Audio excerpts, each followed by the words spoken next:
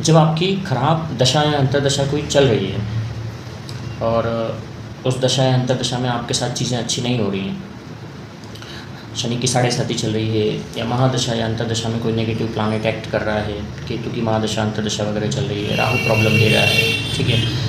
केवल यही लोग प्रॉब्लम नहीं देते, शनि राहु केतु वगैरह, बृहस्पति भी बहुत प्रॉब्लम देते हैं, चंद्रमा भी बहुत प्रॉब्लम देते हैं, मंगल भी बहुत प्रॉब्लम देते हैं। कौन सा ऐसा ग्रह है जो प्रॉब्लम नहीं देता है? सारे ग्रह प्रॉब्लम देते हैं। तो कोई भी ग्रह ना अच्छा या ख़राब नहीं होता है, ठीक है। सूर्य भी प्रॉब्लम देता है, सभी प्रॉब्लम देते हैं, पूरे के पूरे 9 ग्रह प्रॉब्लम देते हैं। लेकिन किसको कौन सी प्रॉब्लम आ रही है ये डिपेंड करता है कि वो कैसे ग्रह लेकर के बैठा हुआ है अपने चार्ट में। लेकिन हम क्या बता रहे हैं कि सपोज़ कोई एक बैड टाइम किसी का चल रहा है, तो उस बैड टाइम में ना सबसे पहली बात है कि अपनी जो इच्छा शक्ति है उसको नहीं गिरने दें। भाई इच्छा शक्ति का मतलब क्या है? एक विल पावर होती है, और विल पावर ना सब में होती है। ऐसा कोई व्यक्ति नहीं जिसके अंदर विल पावर नहीं है, ये इच्छा शक्ति नहीं है। भाई अपनी कुंडली को साइड कीजिए, दशा अंतर्दशा जो भी चल रही है, क्या चल रहा है दशा में अंतर्दशा में 7.5 चल रही है, कुछ भी चल रही है, लेकिन आपके अंदर एक इच्छा शक्ति तो है।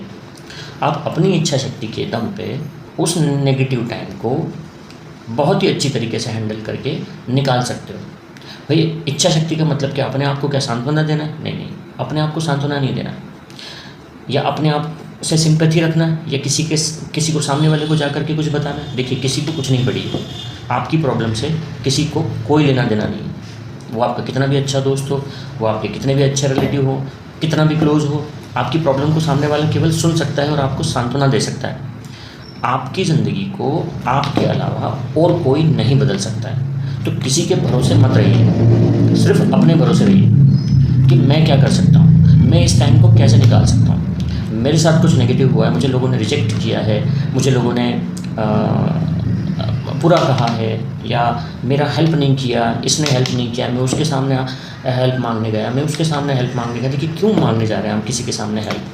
जिसके सामने आपको हेल्प मांगनी चाहिए आप उसके सामने जा नहीं रहे हैं एक्चुअली।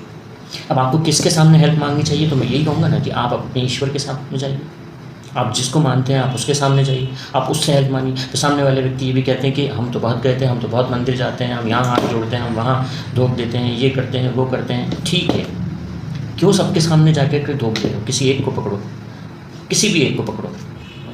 कभी कभी ये होता है कि भाई हम किसी नेगेटिव मतलब कि जो हमारे चार्ट में नेगेटिवली एक्ट कर रहा है प्लानेट, उसके देवता को पकड़ लेते हैं और उसकी पूजा करने लग जाते हैं, ठीक है। तो वो कुछ एंटी हो जाता है हमारी चार्ट के अकॉर्डिंगली, और चीज़ें नलीफाई हो जाती है कि जितना अच्छा हुआ उतना ख़राब हो गया, तो फिर कोई फ़ायदा नहीं हुआ उसका, ठीक है। तो अपने इष्ट को भी जानना है, बहुत इंपॉर्टेंट बात होती है चार्ट के अकॉर्डिंगली कि आपके इष्ट कौन है, किसकी आप पूजा करेंगे तो आपको क्या मिलेगा, अच्छा मिलेगा फ़ायदा या नहीं मिलेगा फ़ायदा। तो आपने देखा होगा कि कई लोग ऐसे होते हैं कि जो कुछ नहीं करते, जो नास्तिक होते हैं, भाई कहीं नहीं जाते, ना वो मंदिर जाते हैं, ना वो पूजा करते हैं, ना वो पाठ करते हैं, लोग बहुत अच्छे रहते हैं। तो मैं आपको नास्तिक होने के लिए नहीं कह रहा, लेकिन मैं आपसे ये कह रहा हूँ कि जब आपको कुछ समझ ना पड़े तो सब कुछ छोड़ देना चाहिए, सब कुछ छोड़ देना चाहिए। कुछ समय के लिए सब कुछ छोड़ के देखो, सब कुछ छोड़ के देखो। जो जैसी घटना हो रही है उसे वैसा घटित होने दो। अपनी तरफ से कोई एक्ट मत करो, रोको मत, अपोज मत करो। जो चल रहा है उसको चलने दो, जैसा चल रहा है उसको चलने दो। अब आप कहोगे कि क्या आंखें बंद कर लें, क्या ऐसा कर लें, क्या वैसा कर लें? आपकी वजह से तो कुछ नहीं हो रहा है, आपकी वजह से कुछ नहीं होना चाहिए, आपकी वजह से कुछ नहीं होना चाहिए। आप चीज़ों को रजिस्ट मत करो। कोई जाना चाहता है जाने दो, कोई आना चाहता है आने दो। कुछ छूट रहा है ठीक है, कोई प्रॉब्लम नहीं, उसको समय पर छोड़ दो, उसको परिस्थितियों के ऊपर छोड़ दो। आप अपना कर्म करो। फिर गीता की खाली इसी एक लाइन को याद करो कि कर्म करो और फल की चिंता मत करो।